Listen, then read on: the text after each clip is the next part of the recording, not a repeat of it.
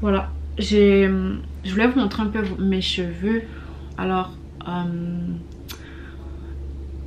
ils étaient en tresse, donc c'est sûr qu'ils sont pas du tout à leur plein volume. Et ils sont encore un petit peu humides. Mais quand même, j'ai réalisé que je vous montrais pas du tout mes cheveux. Et c'est quand même important, c'est quand même une chaîne pour les cheveux.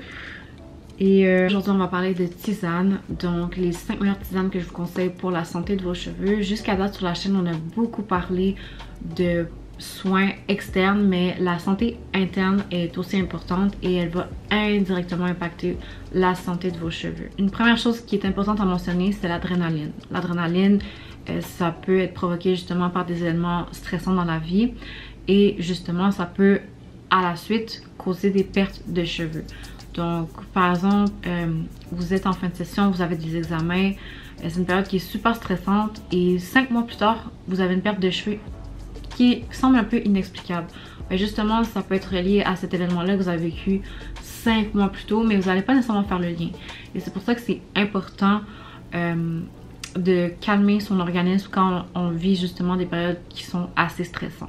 Il y a 2 organes qui sont particulièrement importants lorsqu'on parle de la santé des cheveux. D'abord, il y a les glandes surrénales et il y a aussi le foie.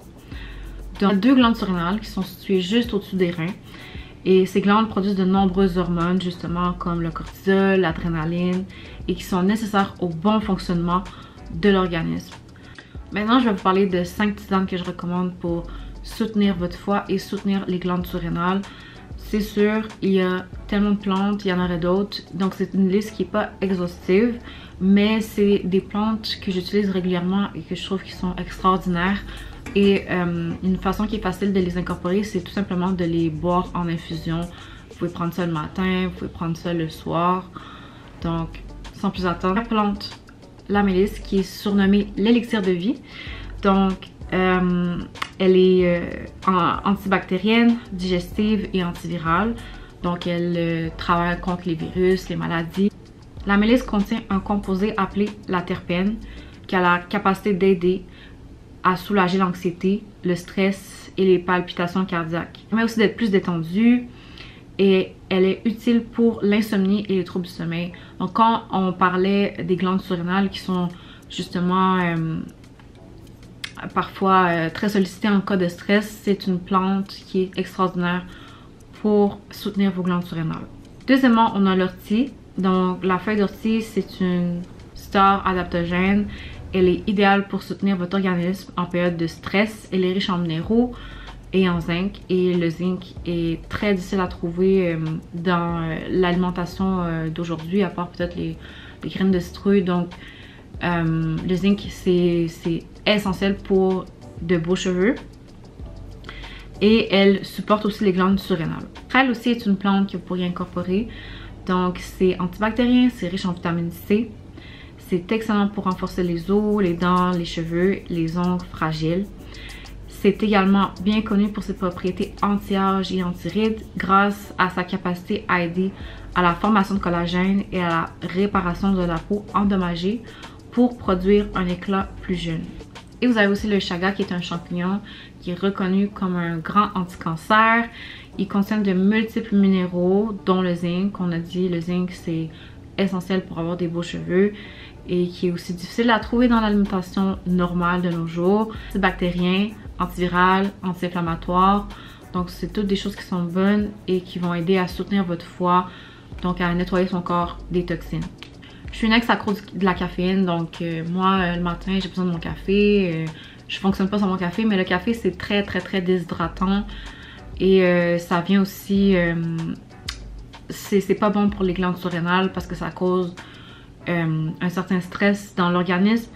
Et la meilleure plante que j'ai trouvée pour remplacer la caféine, c'est la racine de pissenlit parce que ça a un goût un petit peu qui peut ressembler au café. Donc ça pourrait être une bonne alternative. C'est pour ça que je l'ai mis dans la liste. Ça peut s'en rapprocher quand même. La caféine étant assez nuisible car elle cause une fatigue surrénale. Donc elle cause une fatigue des glandes surrénales. Et donc, ça peut causer du stress, des pertes de cheveux, de la déshydratation, etc. Finalement, n'oubliez pas que l'efficacité de ces plantes, elle est encore plus optimale si elle est jumelée à une bonne alimentation. Donc assurez-vous de bien manger des fruits, des légumes, une alimentation qui est colorée, ça va beaucoup vous aider avec vos cheveux également. Si vous avez fait une trop grande quantité d'infusion, vous pourriez toujours utiliser le reste de l'infusion pour rincer vos cheveux, donc l'utiliser en eau de rinçage. Ça va également bénéficier vos cheveux en externe. Donc surtout pour l'ortie et le prêle, ce sont des plantes excellentes pour vos cheveux, autant à l'externe qu'à l'interne. Maintenant en termes de recommandations, vous pouvez faire chauffer votre eau, pas qu'elle soit trop chaude, sinon ça pourrait brûler les propriétés des plantes, et vous laissez infuser vos plantes pour environ 10 minutes pour être sûr que les propriétés se soient bien transposées dans l'eau. Préférez des plantes fraîches que vous avez laissées sécher si vous pouvez. Par exemple, l'ortie, le prêle, ça pousse de manière sauvage très facilement, donc vous pouvez en trouver souvent l'été. Ma soeur et moi, c'est ça qu'on fait justement. On se promène dans la forêt, on ramasse du prêle, l'ortie et on fait ça sécher et on en a pour tout l'hiver. Mais c'est ça, si vous en avez pas, c'est pas plus grave que ça. Il y a des marques qui sont très bonnes aussi. Boire une tisane, ça reste un plaisir. Et personnellement, j'aime pas trop le goût ni de la prêle et ni de l'ortie. C'est pourquoi je vais toujours mélanger ces plantes-là avec de la menthe, de la lavande, de la rose, juste pour donner un goût qui va être plus intéressant. C'est déjà tout pour cette vidéo. J'espère que ça vous a intéressé. Laissez-moi savoir si vous utilisez d'autres infusions. N'oubliez pas de vous abonner. Vraiment, si vous avez des suggestions, s'il y a des choses que vous aimeriez savoir ou entendre, je suis super ouverte. Donc voilà.